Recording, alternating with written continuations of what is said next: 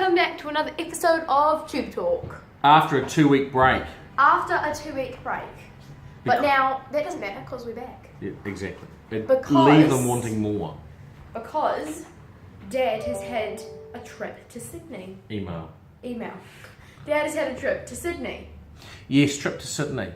Big week. We're gone for a week because we had watched the story running in the Derby. No More Tears racing last Saturday in the Sapphire Stakes, and we also went to the Inglis Premier Easter Sale. Not the endless premiere. Not the Sale, endless. If it which was I- endless, I'd still be there. Which I thought it was. But we should, since we started with Sydney to talk about it, we had What's the Story in the Derby?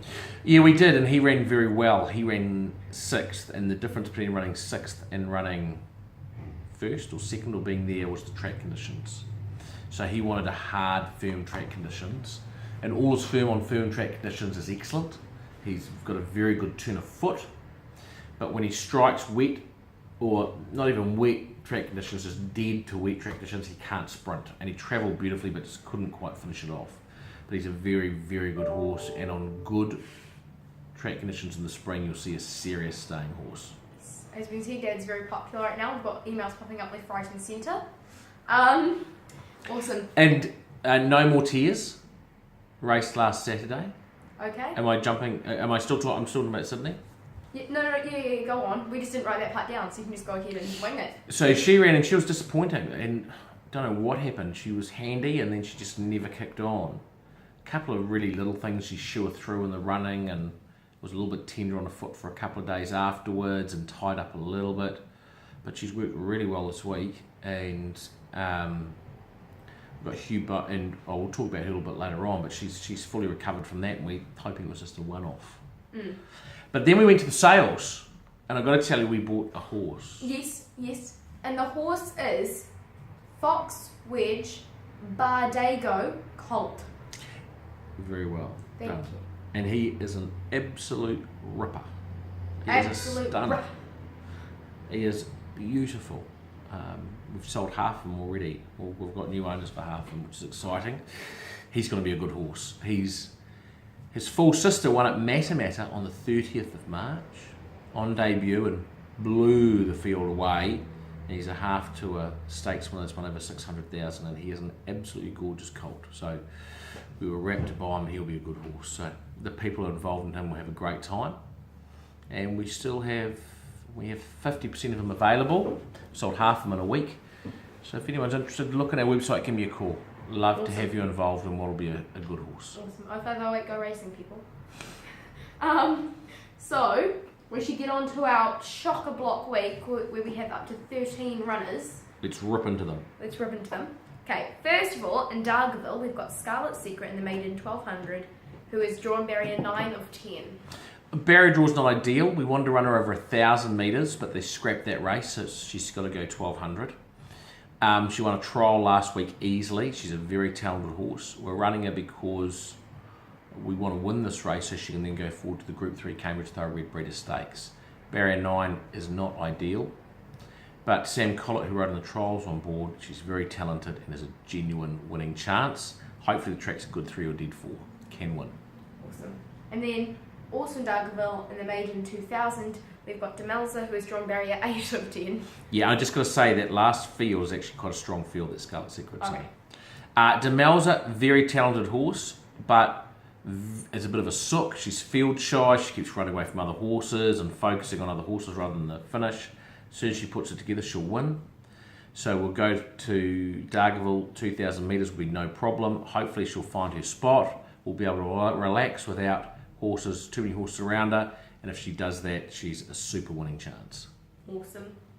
And we have got in the maiden 1400, the Hustler, who is drawn barrier 13 and is a doubtful starter. Yeah, so fresh up, he raced and he was handy and he just knocked up. He's on short notice. He needs to do something in his next couple of starts. Otherwise, he could be retired. But he's won a trial this time in. He's shown enough ability. But barrier 13 is drawn wide. Might make things difficult for him. So if there's a few scratchings, he'll run. If there's not, he'll be scratched and he'll wait for Tiara next week. Awesome. And then on Saturday at Hawke's Bay in the rating 65 1200, we have got Lyrics Way, who is drawing Barry at 7. Gotta say though, first of all, Hawke's Bay, big day for Mark Karapanovich. He's going down there. He's with Fast Track Insurance. He's sponsoring the Hawke's Bay Gold Cup, and he's got Prince Mambo running the Podikaveric Riccarton, which we'll talk about later on. Big day for him. But anyway, Lyrics Way. She was due to race last week, but she had 60 kilos and drew the outside barrier, so we scratched her. She's got barrier 7 this week. Hayden Tinsley aboard, and she's running for 20,000, which is a nice stake. So we'll just let her find her feet in a nice posse, and let her finish it off. And really, trip in the running will be the key to her chances. But she very rarely finishes out of the money, very rarely. So she can run a nice race, but trip in the running is the key. Shall I answer that? Yes, answer on the Let's phone. see who that is. Is that you, Melissa? You're live on Tube Talk. Hi, Mum! That's right. The camera's rolling. What have you got to say? Not at all. Well, thoughts. I will leave that one with you. Thank you. That's all right. Bye. She had nothing to offer. She had nothing to offer? Nothing to offer. Disappointing. Okay, so have we finished with Lyrics Way? Yes. Awesome. So next one we're going to be up to, also in Hawke's Bay on Saturday, and the rating's 75. Oh, I was just going to quickly say, Hayden. That's why I asked. I know. Sorry, you're right. But then I was thrown by the phone call. So Okay. Leah Hemmy's been riding her, and we're happy with Leah. She's done a great job. But it'll be good to get a senior jockey on her on Saturday. I think that'll be quite good to see. Get a senior jockey on and see what he can do, and maybe ride her a little bit differently because she's been leading lately. Okay, now, are you sure that's all you want to say? Positive. Okay, good.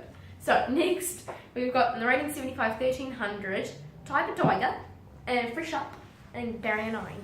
Fresh Up over 1300. I think he's in for a very, very good season. He's come back super. 1300 is short of his best distance. He's got an awkward draw, but Michael Coleman's on board. Hard to see him running in the first 3 because he is fresh up for a long, long time, but he'll go quite a cheeky race. And as soon as it gets a little bit wetter and the distances get further, follow him with confidence. Awesome. And then, in the listed NZB Sprint, we have got Passing Shot. Super horse, won the Lightning Stakes last start. He's won 8 races. He loves going left-handed. Opie Bosson back on. Nice draw. The other natural leader in the race, Aventador's been scratched. So he will probably end up leading and is a big chance. The only question mark over him, he's had a long season, and whether he's actually had enough for the season, wants a break, wants a holiday. That's the only question mark. If the track conditions will suit, so as long as he doesn't need a break, he's an awfully hard horse to beat. Now, I'm just like speeding through these. In the rating 85 1400, we've got Charlestown. We've got 2 horses. Charlestown's the first. Yes. We'll discuss Charlestown first, and then we'll get into the other one later. Don't worry, I haven't forgotten. So Charlestown, he's back in form. He's a group horse. He's group placed a couple of times. He won 2 starts going. Last week, he ran 3rd on a track that was a dead 6. It's a little bit too wet for him, and the jockey might have gone from a little bit early, and he just got collared on the line. He's a go-forward kind of horse. He'll like a good track, and he's a good each-way chance.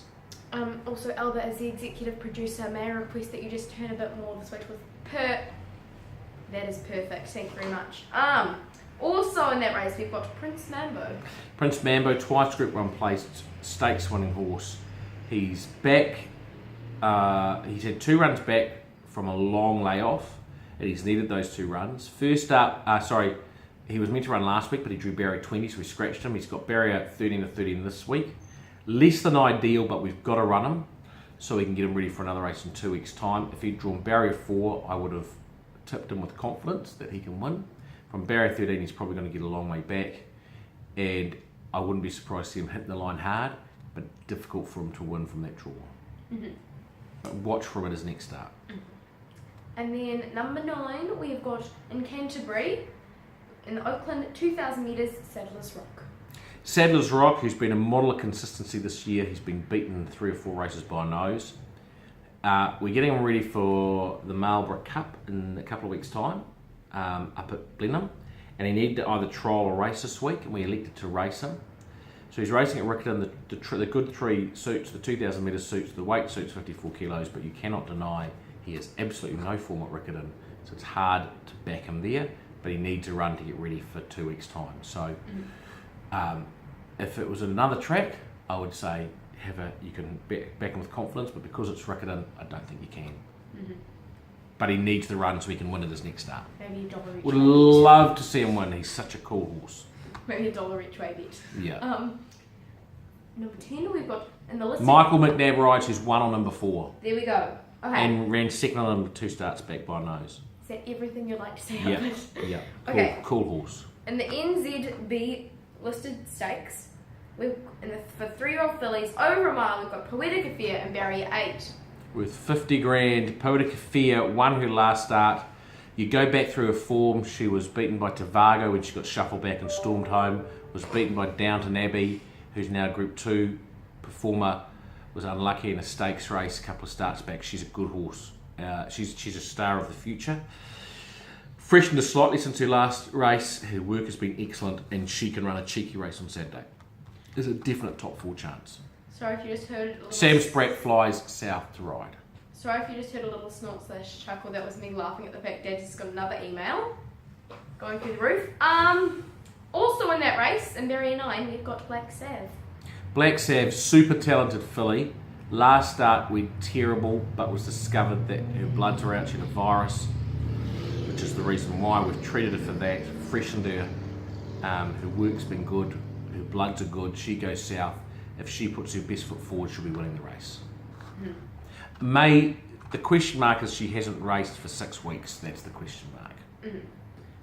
In the listed... Michael McNabb rides. Dad, you need to say it all in one go, okay? This is actually getting very annoying. Okay. Make sure you just say all you want to do in one go, and then there won't be that awkward moment we have to cross over. Okay? Okay. Cool. I'll be Second good. to last horse we've got in the listed Easter Cup is Seize the Moment, who was drawn Barrier 4. Fantastic horse, super consistent. His form you can see is full of 1s and 2s. Is very good left-handed, which is why we've flown him south. Has Barrier 4. Any track conditions don't bother him. Gets him with 56 kilos. He's a big winning chance. And he'll stay down here for another race in 3 weeks' time. Michael McNabb, who ran last start, rides again. Big winning chance. I feel like we just keep hearing that jockey's name over and over again. We do. Must And be hey, pretty fabulous. Matt Orner, with a touch of luck, Matt Orner at Riccarton on Saturday might have a couple of winning speeches to do for Awesome. listed races. Yeah. Let's hope so. And finally, reaching the end of our list of 13 horses, we have got in the JHB Car Stakes in Randwick, In Sydney. Yeah. In the group 3, we've got No More Tears. So No More Tears, we discussed last week, was disappointing, and we scratched our heads, and she threw a plate, she was a bit tender on another foot, not the one that she threw the plate off, and we got bloods taken. It showed she tied up a little bit, which is just basically muscle soreness, getting a bit tight. We've treated that. We gave a little breeze up the straight on Wednesday. She was good. We got Hugh Bowman, Australia's best jockey, to come in and gallop her on Thursday, and he said she feels great, perfect. So she's running. We've got Barrier 4, Bowman on board, a little bit of give in the track, 1400 metres suits. She drops in class from last week against her own gender and age. It's an easier field, and we'd like to think we'll be seeing a bit more of the real No More Tears this week. I'm going over to Sydney with Stephen and 8 owners, so we're looking forward to that. And it will be a fantastic end to the big Sydney Carnival if she could knock that one off. Awesome. And that There's a definite chance. And that concludes. Anything else you want to say? No, I'll be in Okay, your trouble. opportunity is over. That concludes everything, every horse we're going to talk about this week. Yes, which you Awesome. And we hope everybody has a fabulous racing week and just a fabulous week in general. And we'll see you next week. On Shoot Talk. See you guys. Bye. Stay safe. Bye.